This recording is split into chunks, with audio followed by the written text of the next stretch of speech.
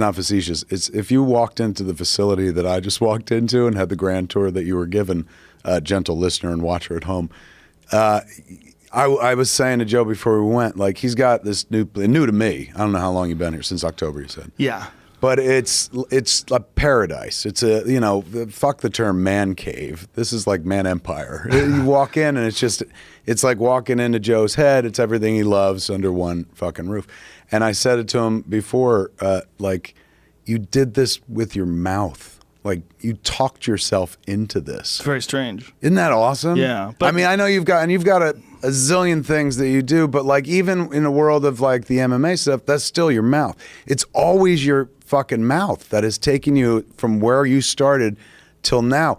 You walk into this building, it's not like he had a family fortune and this was willed to him. Your mouth put you in a building this nice, painted the walls the color it is. You walk in, it's like a museum. It's like you see pieces of him, hence me, all over the fucking place.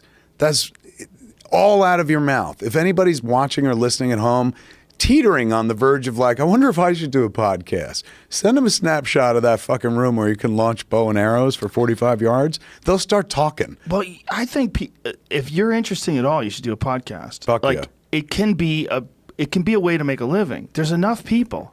Like this, I'm not one of those famine thinkers. I think the opposite. I'm like, you could do it. Anybody could do it. I'm never like, man, it might not be enough for everybody. I agree. I'm always the guy who encourages it to like, hey, try it because, oh my God, it's fucking fun for me. And we're rare birds in as much as we've been around since the fucking art form started.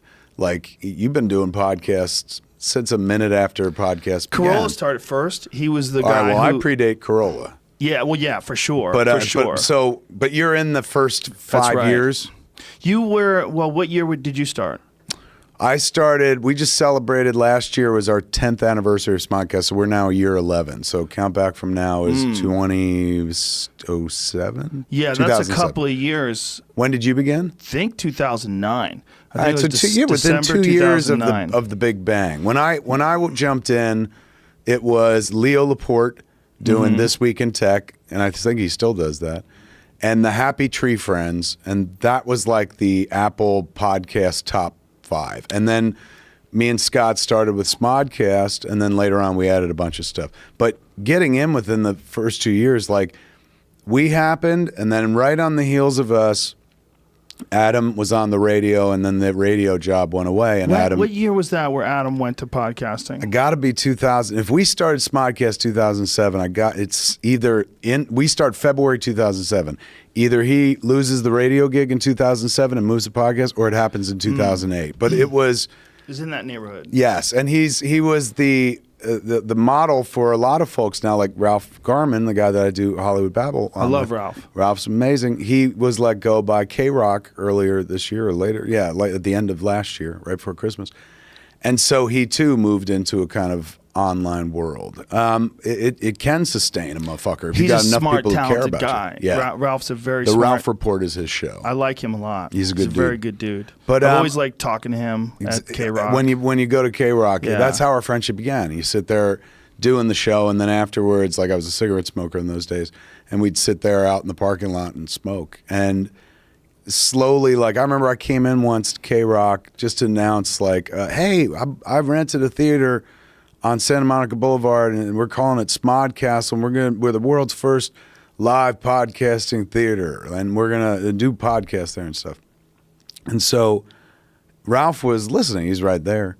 And then, like months prior, he had approached me. He's like, "Hey, man, would you ever want to do like the Showbiz Beat?" That's what he used to do on K-Rock, on Kevin and Bean, like as a Saturday show. And I was like, "Fuck yeah, hear myself on the radio? That'd be fantastic." So we recorded a demo for the show, gave it to his bosses, and his bosses were like, nobody wants to listen to people talk on the radio anymore.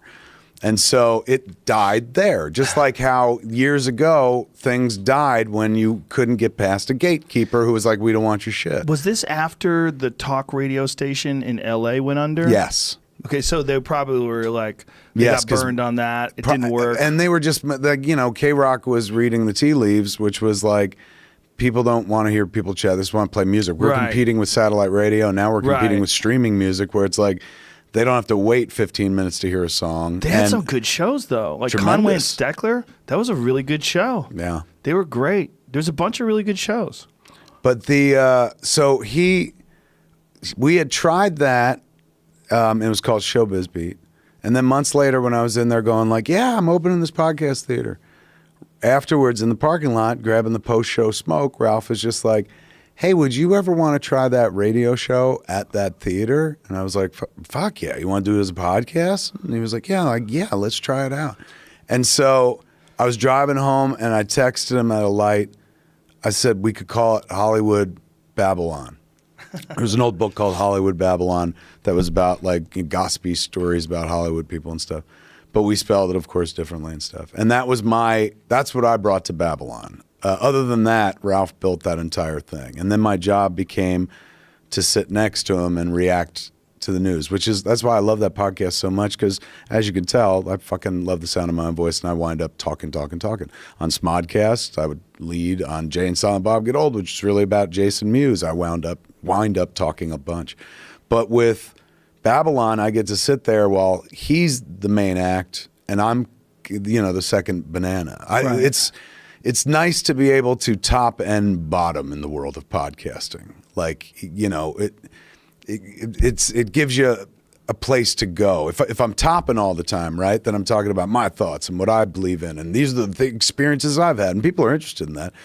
But then sometimes you just want to check out and talk about somebody else's shit. And on a podcast we do called Fat Man on Batman, that's what we do. I just sit around and go like, oh my God, did you watch the Avengers and shit like that? Right. So you get to concentrate on that kind of stuff. So yeah, the Babylon thing grew insanely organically. We started at that little theater, sat 48 people. And since he was on the radio every morning, he could just fucking sell it out. He'd be like, hey, go to Kevin Smith's website, you get tickets for Babylon, it'd be sold out. Is that your place on... What was it? It was somewhere in West Hollywood, right? That little theater? It was on... Melrose? Yeah, it was on Santa Monica Boulevard in an area where they put up a few black box theaters. This section's called the Complex, and we had one theater in the Complex, and repainted it and hung up like all the artwork. Like you got artwork based on the podcast out in the hallway. Same thing. We were like, I essentially built a shrine to Scott Mosier, my co-host of Smodcast, which I'm sure on some level creeped him the fuck out. First time he walked in was just like,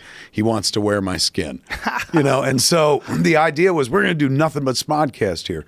But since Scott didn't suddenly go into like, yeah, let's do 5 podcasts a week, it stayed pretty much the same. We had a theater with nothing going on in it and stuff. So I started trying other things. Babylon became one of them. Jay and Silent Bob Get Old also came out of that experience as well. Do you still have that theater? No, we let go of that. Me and Matty Cohen, who's a co-host on this very fun podcast he does with Macaulay Culkin. Have you spoken to fucking Macaulay Culkin yet? No. I'm just putting a bug in your ear. Yeah? Oh, fuck, dude. Fuck. He gives good talk. Really? Good oral. I mean, that sounds filthier than I meant it, but you know what I'm saying. Like, as a guest, fucking fascinating. Really? And funny and gifted. Really? Anyway, Matt and Macaulay do a podcast called Bunny Ears. And so Matt Cohen was the guy that I had opened Smodcastle with. Like, I was a guy going, I wish I had a black box theater, and Matt went out and found it and stuff. So we kept it open for like 1 year and then let it go, because what had happened was like the Babel show sold so well so quickly all the time that it became clear like we could move this to a bigger theater. This is a thing. He was on the radio all the time, so it was easy to move seats. So we went up to the Lovitz. Remember the John Lovitz Comedy Club? Ralph had went to the Improv and Lovitz were like, you could have 95 or 100% of the door. It was something ridiculous. And that was the only reason we went up there. We were there for a while. Things fell out with Lovitz and stuff, and then we moved to the Improv instead. So we've been there ever since. And now we do it on the road, quite a bit and stuff. That Lovitz